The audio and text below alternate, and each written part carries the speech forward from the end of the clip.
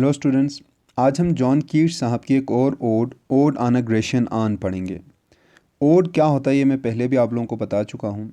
Odd एक lyric pome होती है जो किसी चीज़ को एड्रेस करके या किसी चीज़ के बारे में उसकी तारीफ़ करते हुए लिखी जाती है। ये ओड जो है जॉन कीट्स साहब ने ग्रेशियन ऑन की तारीफ़ में लिखी है। ग्रेशियन ग्रीस का प्रॉपर एडजेक्टिव है। यूनान वाली किसी भी चीज़ को हम ग्रेशियन बोलेंगे इंग्लिश में, यानी कि यूनानी। आन एक बर्तन होता है, एक कूज़ा, एक फूलदान टाइप का बर्तन होता है। तो ये उस बर्तन के बारे में जॉन कीट्स साहब ने लिखी है। सबसे पहले जो पब्लिश हुआ था annuls of the fine arts में 1819 में पब्लिश हुआ था। उस वक़्त इसको ओड नहीं टाइटल दिया था जॉन कीट्स ने, सिर्फ ऑन अ ग्रेशियन ऑन इसको टाइटल दिया था। और बाद में 1820 में जब ये दोबारा पब्लिश हुआ तो उस वक्त odd on a Grecian on ये टाइटल चेंज कर दिया जॉन कीट्स ने। लिखा भी ये 1819 में ही गया है। तो शुरू करते हैं।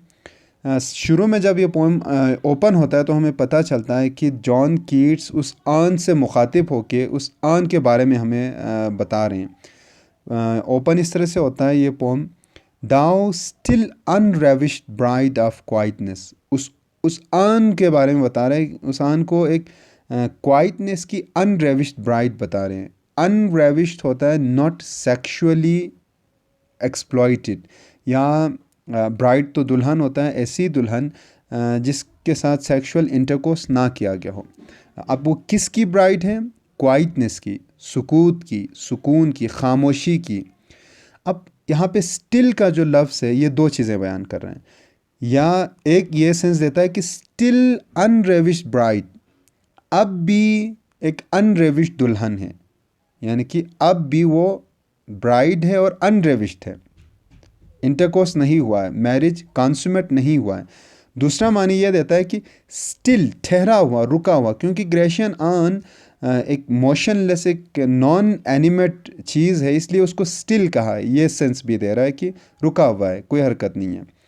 दाउ foster child of silence and slow time.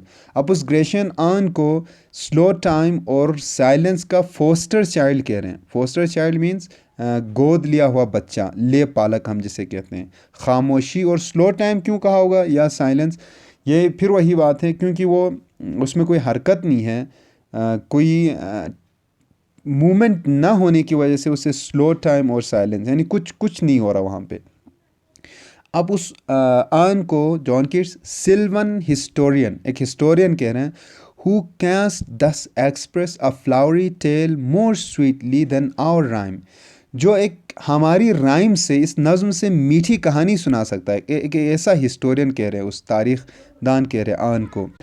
सिल्वन historian इसलिए कहा क्योंकि वो जो सेटिंग है, वो एरिया है, वो वहाँ पे फॉरेस्ट है। सिल्वन फॉरेस्ट से रिलेटेड, जंगलात से रिलेटेड एक ऐसा हिस्टोरियन जो ऐसे जगह के बारे में बता रहा है या ऐसी कहानी के बारे में बता रहा है जो किसी जंगल के नज़दीक हुआ, इसलिए उसे सिल्वन हिस्टोरियन कहा। What leaf-fringed legend haunts about thy shape, of deities or mortals, or of both, in Tempe or the dales of Arcady? अब जो राइटर हैं, जो पोइट हैं, वो अनश्योर हो रहा है। अब वो मशकूक है, अब उसे समझ नहीं आ रहा है कि अब वो हमसे पूछ रहा है या उस आन से पूछ रहा है कि ये तुम पर कैसे नुकूश बने हुए हैं, कैसे पत्ते जड़े हुए हैं।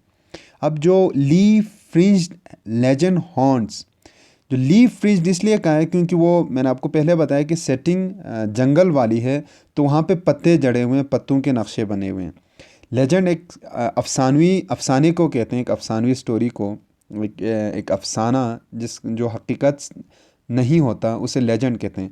अब यहाँ पे हॉन्ट्स इसलिए कहा है क्योंकि वो जो पिक्चर है, जो इमेज बना हुआ है, वो वहाँ पे परमानेंट है, हमेशा वहीं रहता है, इसलिए उसे हॉन्ट्स कहा है। ऑफ, अब वो किसके नक्शे हैं ये पूछ रहा है। ऑफ डीटीज और मॉर्टल्स और ऑफ बोथ, आया वो इंसान है या देवी देवता हैं। इन टेम्पी और द डेल्स ऑफ आर्केडी, टेम्पी और आर्केडी एल्यूजन है, ये यूनान के दो जगहों के नाम है, टेम्पी और आर्केडी। तो उनके बारे में बताएं, ये टेम्पी में है या आर्केडी में है। What man or gods are these, ये कैसे खुदा हैं या कैसे लोग हैं। व्हाट मैडन्स लोथ, ये कैसे मैडन्स कहते हैं कनीज़ दोशीज़ा या कुंवारी, कैसी लड़कियां हैं। लोथ मीन्स रेजिस्टेंट या रिलक्टेंट, जो नहीं चाह रहे हैं कि वहाँ जाएं, ये कैसी लड़कियां हैं। What mad pursuit, what struggle to escape, कैसी पागलपना है। परस्यूट कहते हैं कोई चेज़, कोई पीछा करना। ये कैसी पागलपना है, किस चीज़ का पीछा कर रहे हैं, कहाँ जा रहे हैं। व्हाट स्ट्रगल टू एस्केप, फरार होने की कैसी कोशिश है। What pipes and timbrels, what wild ecstasy, pipes means वो बजाने वाले, कैसे ये बजाने वाले औजार हैं। टिम्ब्रेल्स ढोलक, कैसी ढोल हैं। और व्हाट वाइल्ड एक्सटेसी, कैसी जंगली खुशी है, यानी कितनी ज़्यादा खुशी है, क्यों, ये सब क्या है। अब शायर को कुछ समझ में नहीं आ रहा आखिर ये क्या हो रहा है। फिर कहता है heard melodies are sweet but those unheard are sweeter, therefore ye soft pipes play on. वो तराने, वो नगमे जो आप सुनते हैं वो मीठे होते हैं, लेकिन जो आप नहीं सुन पाते या जो आप नहीं सुनते या जो आपने नहीं सुना हुआ वो ज़्यादा मीठे होते हैं। मीन्स अब जो ग्रेशन ऑन पर जो पाइप्स वाले, जो टिम्ब्रेल्स वाले हैं, वो बजा तो रहे हैं लेकिन आपको कुछ सुनाई नहीं देता, इसलिए उसको स्वीटर कह रहा है, ज़्यादा स्वीट है। आप इमेजिन करते हैं, फैंटेसाइज करते हैं। फिर उससे कहता है कि तुम लोग बजाते जाओ, not to the sensual ear but more endeared pipe to the spirit ditties of no tone. इन कानों के लिए नहीं जो आम बातों को सुनते हैं, लेकिन उससे भी अजीज़ चीज़ के लिए। Pipe to the spirit ditties of no tone, ऐसी ऐसे गीत तुम लोग गाओ, ऐसे रूहानी गीत गाओ जिसमें कोई टोन नहीं है, जिसमें कोई आवाज़ नहीं है। Fair youth, beneath the trees, thou canst not leave thy song, nor ever can those trees be bare.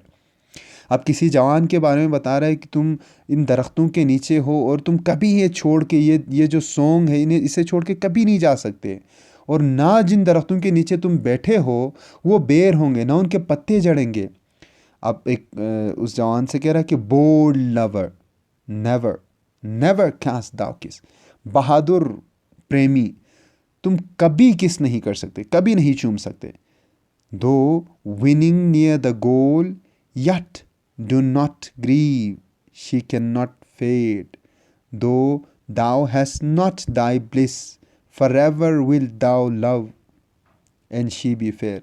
गर्च तुम अपने मंजिल के बहुत करीब हो, लेकिन फिर भी तुम किस नहीं कर सकते, यानी कि वो किस करने वाला है लेकिन नहीं कर सकता। लेकिन तुम्हें गमज़दा होने की, अफसरदा होने की ज़रूरत नहीं है। तुम किस नहीं कर सकते हो तो क्या हुआ, वो भी तो बूढ़ी नहीं होगी। शी कैन नॉट फेड, ना वो कहीं जाएगी ना वो बूढ़ी होगी, वो भी हमेशा जवान रहेगी। Thou has not thy bliss, for ever will thou love and she be fair. तुम्हें अपना जो फल है वो नहीं मिलेगा, अपनी खुशी नहीं मिलेगी, लेकिन तुम्हारी मोहब्बत है वो हमेशा रहेगी, और तुम्हारी जो महबूबा है वो हमेशा जवान रहेगी। तो तुम्हारे लिए परेशान होने की कोई ज़रूरत नहीं है। आगे कहता है ah happy happy boughs that can not shed your leaves nor ever bid the spring edu.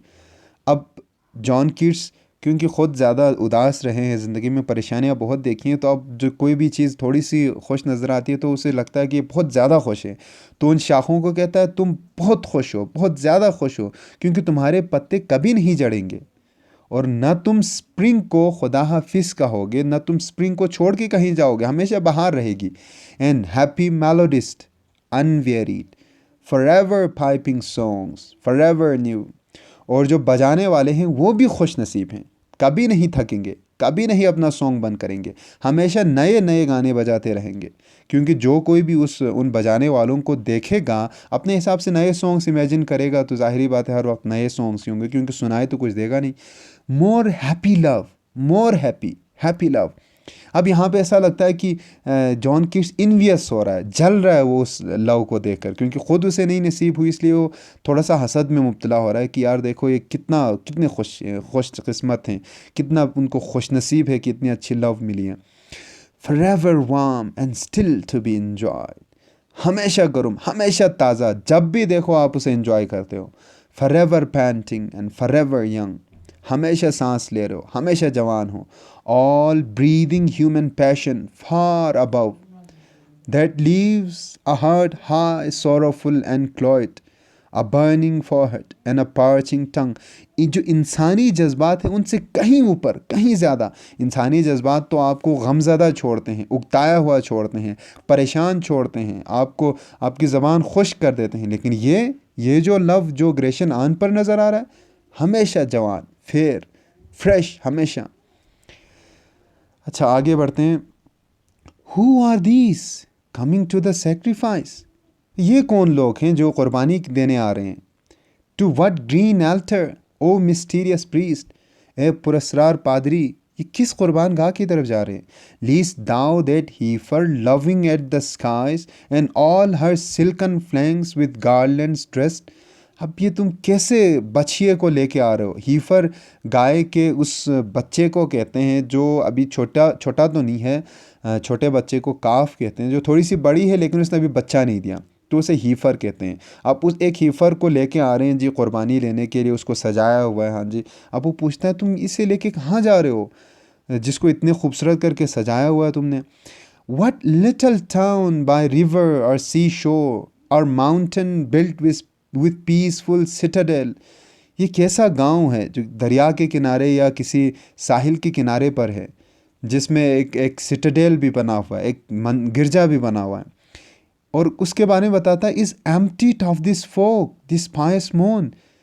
ये खाली क्यों है यहाँ के लोग? क्योंकि लोग जो हैं यहाँ के उस कुर्बान गाह की तरफ जा रहे हैं कुर्बानी देने के लिए। तो अब ये पूछता है कि ये सारा ये क्या माजरा, ये पूरा लोग सारे जो शहर या ये कस्बा खाली करके जा रहे हैं। एंड छोटा सा कस्बा, उसने कहा, and little town thy streets for evermore will silent be. अब उस टाउन को मुखातिब करके कहता है कि अब चूंकि यहाँ से लोग जा चुके हैं, यहाँ पर नहीं है, तो तुम्हारी ये जो गलियाँ हैं ये हमेशा खामोश रहेंगी। And not a soul to tell why thou are desolate can ever return. अब कोई शख्स ये बताने के लिए वापस कभी नहीं आएगा कि तुम्हारी ये जो गलियां हैं, तुम आज वीरान क्यों हो, तुम्हारी गलियां वीरान क्यों हैं, ये बताने के लिए कोई वापस नहीं आएगा। क्यों नहीं आएगा? क्योंकि पहले ही जॉन कीट्स बता चुका है कि ये जो ग्रेशन आन है ये साइलेंट है, क्वाइट है, स्टिल है, इसमें कोई हरकत नहीं है, ये जिस तरह है उसी तरह रहेगी, इसलिए कोई वापस नहीं आएगा।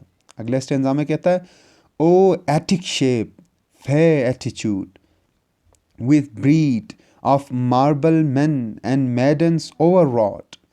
Attic means antique, पुरानी शक्ल और खूबसूरत दिखने वाली, with breed of marble men and maidens overwrought, जिस पर संगे मरमर के लोग आदमी और कनीज़ें या आदमियाँ और लड़के और लड़कियाँ बने हुए हैं।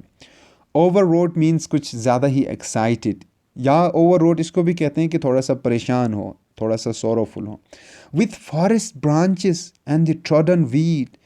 अब क्योंकि ये पहले ही बता चुका हूँ कि जंगल का कोई सीन था, तो अब ये बता रहा है कि तुम्हारे ऊपर, इस आन के ऊपर दरख्तों के शाख हैं और घास फूस वगैरह हैं।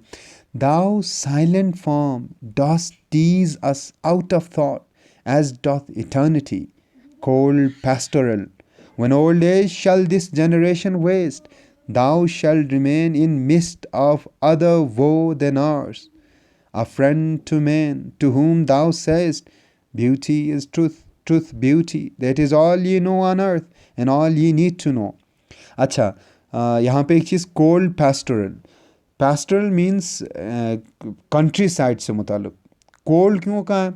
कोल्ड इसलिए भी कहा है क्योंकि फिर यही बात कि मोशनलेस है, वहाँ पे कोई मोशन नहीं है, इसलिए कोल्ड है, कोई हरकत नहीं है, कोई गहमा गहमी नहीं है। Pastoral means countryside. उसे कहता है कि thou silent form dost tease us out of thought as doth eternity. जिस तरह हमें इटर्निटी सोचने पर मजबूर करता है, इस तरह वो ग्रेशियन तुम भी हमें मजबूर करते हो, तुम भी इटर्नल हो, तुम तो इसी तरह रहोगे। When old age, और हमारा क्या है? When old age shall this generation waste, जब हमारे जो जनरेशन है, ये नस्ल है, ये बूढ़ी हो जाएगी, ये इनकी जवानी ज़ाइल हो जाएगी, thou shall remain in midst of other woe than ours, a friend to man to whom thou sayest। तुम इसी तरह रहोगे, इसी तरह जवान रहोगे और हमारे आने वाली नस्लों को क्या बताओगे? Beauty is truth.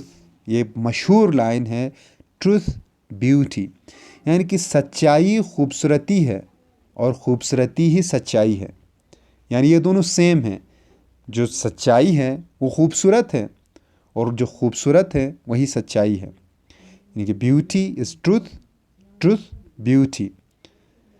That is all you know on earth. और इस दुनिया में आप यही तो जानते हो। And all you need to know. और यही वो चीज़ है जो जानने की ज़रूरत है कि beauty is truth, truth beauty. खूबसूरती सच्चाई है और सच्चाई खूबसूरत है। यहीं पे ये पोएम ख़त्म होता है। Thank you very much.